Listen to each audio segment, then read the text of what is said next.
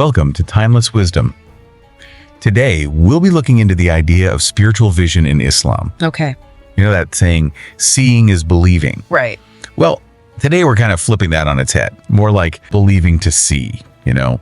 Interesting. We'll be focusing on the opening chapter of the Quran, Al-Fatiha. Many see it as like the foundation for developing a deep spiritual understanding. That's a great way to frame it, yeah. Al-Fatiha, it's short, but it packs in so much wisdom. It's more than just prayer to recite. It's like a guide to experiencing a reality beyond what we can physically see or touch. Exactly. And what always strikes me is how it addresses God directly. You, right from the start. Yeah. Verse 5 says, "You alone we worship, and from you alone we ask for help."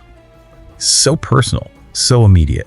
That shift to the second person, speaking directly to God, it's powerful. You're instantly in a conversation with the divine, that closeness, that presence. Almost like you're standing right before God. Yeah, exactly. Pouring your heart out. I've always been curious about that phrase, "You alone we worship." It feels like such a strong statement, emphasizing exclusivity. It's at the heart of the Islamic belief in the oneness of God. No other deities, no idols. Right. The Quran itself backs this up. Verse 21.22, it says, if there were other gods besides Allah, everything, the heavens and earth, would be in chaos. So it's about recognizing God as the only one worthy of worship, submitting to his will. So it's not just going through the motions of prayer, it's about a much deeper surrender. Exactly. And you can see this so beautifully in the act of prostration during prayer. You put your forehead, most noble part of your being, on the ground. It's like ultimate humility before God. It's interesting, nowadays in psychology, they talk about bowing or grounding techniques, how they help reduce stress and bring inner peace. Seems like there's a connection there with this ancient practice of prostration. Absolutely. It might look like a simple physical act, but it has such deep psychological and spiritual meaning. And that's what Al-Fatiha guides us towards understanding that connection. So how does Al-Fatiha do that? How does it guide us on this journey? It takes you through stages of understanding. Starts with acknowledging God's blessings. All praise is due to God, the Lord of the worlds. Okay. This cultivates gratitude, which is so important for our well-being. Then it moves to his attributes of mercy and compassion, the most merciful, the most gracious. Like a comforting presence. Yeah, like a comforting embrace. Knowing no matter what you've done, God's mercy is always there. That must be so reassuring, especially during tough times. It is.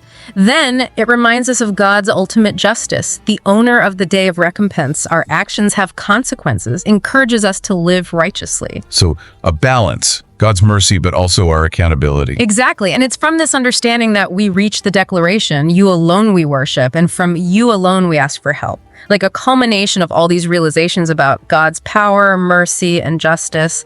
So Al-Fatiha lays the groundwork step by step, leading to that place of complete surrender and reliance on God. Precisely. That's the essence of spiritual vision. Seeing with the heart, not just the eyes.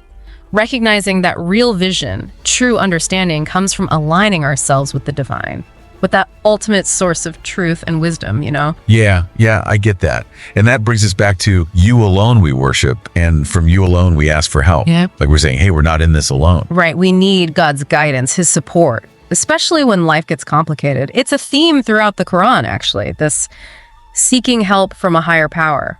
It's interesting. In psychology, there's a lot of emphasis on surrender. Letting go of that need to control everything. Seems like there's some overlap with this idea of asking for help from God. Absolutely. Surrendering to God's will, it's not weakness. It's about finding strength and liberation. Makes me think of what we were talking about before. With prostration, it's a physical act of submission, but it elevates you spiritually. It's a really profound point. What the world might see as weak, Islam teaches it's actually a path to inner strength. True power doesn't come from our ego, but from that connection with the divine. Like tapping into a limitless source of energy, of wisdom. Exactly. And Al-Fatiha keeps bringing us back to that connection, like a guidepost, reminding us to surrender and rely on God. And it's not just about personal piety, right? It's about like how this spiritual vision influences our actions in the world. You got it. When you build that inner connection with the divine, it naturally flows outward. You see how everything's interconnected. You start to understand your responsibility to all of humanity, to creation itself. Like becoming more aware of your place in the bigger picture. Yeah, a beautiful way to put it. You become a steward of this world, caring for it, acting in line with divine purpose. So it's not just reciting the words, it's about living them out in your everyday life. Exactly. It's about working towards a just and compassionate society, reflecting those values you've cultivated through your spiritual practice. And Al-Fatiha, it's a constant reminder urging us to seek God's guidance in everything we do. It reminds me of a story about Prophet Muhammad, peace be upon him. Someone asked him about the best deed in Islam, and he said, to believe in God and then to strive for his cause. It shows faith isn't just an inward belief, it's about action. That's a perfect example, translating your faith into actions that benefit others, contributing to the well-being of society, aligning yourself with a higher purpose. And that sense of purpose is something so many people are searching for today. It's true. People are craving meaning, connection, something beyond the material world. And what we're talking about here, the spiritual vision you develop through Al-Fatiha, it offers a way to find that. It's like a blueprint for a meaningful life. Absolutely. And remember, this is a journey, not a destination. We're all works in progress. But Al-Fatiha, it gives us the guidance, the inspiration to keep going. And it's not a journey we take alone. There's such a strong emphasis on community in Islam. You're right. We're all part of a larger community of believers. We support each other. We learn from each other's struggles, each other's triumphs. We all strive for something better together. That feeling of belonging is so powerful, especially now when people often feel so isolated. For sure.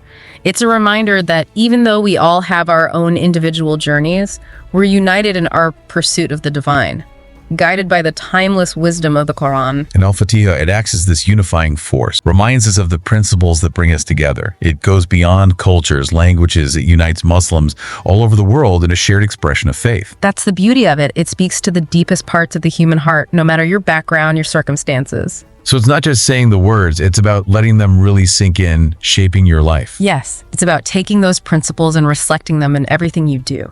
Your thoughts, your actions, how you interact with the world.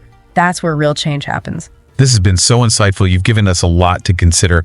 Before we finish up, any final thoughts on how we can actually apply these teachings of Al-Fatiha in our daily lives? I'd say one of the most important things is to make reciting Al-Fatiha a conscious practice. It's easy to just rush through it without really absorbing the meaning. So pause, reflect on each verse, connect with the emotions, the realizations it brings up. Ask yourself, how does this verse apply to my life, my challenges, my goals?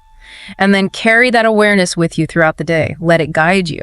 So it's about making those principles a part of everything you do. That's it. And remember, this is a journey. Don't get discouraged if you have setbacks. Embrace the process. Trust in God's guidance. Progress, not perfection. Exactly. Even small steps, taken with sincerity, with intention, they can lead to incredible transformation. This has been such an inspiring conversation. Thank you so much for sharing your knowledge and insights with us. It's been my pleasure. So, for our listeners who are feeling inspired and want to delve deeper into these teachings, where can they go? What resources would you recommend? Well, a great place to start would be the Broke Entrepreneur YouTube channel. They've got a whole bunch of videos on Islamic principles, personal growth, practical tips, for living a more fulfilling life. Awesome. Awesome. And I think what we've really seen today is that Al-Fatiha, it's more than just words in a prayer. It's a guide, a source of strength, constant reminder of our connection with the divine. Yeah, it really can transform your life. If you let those teachings really get into your heart, guide your actions. Let's all, make that effort. Yeah.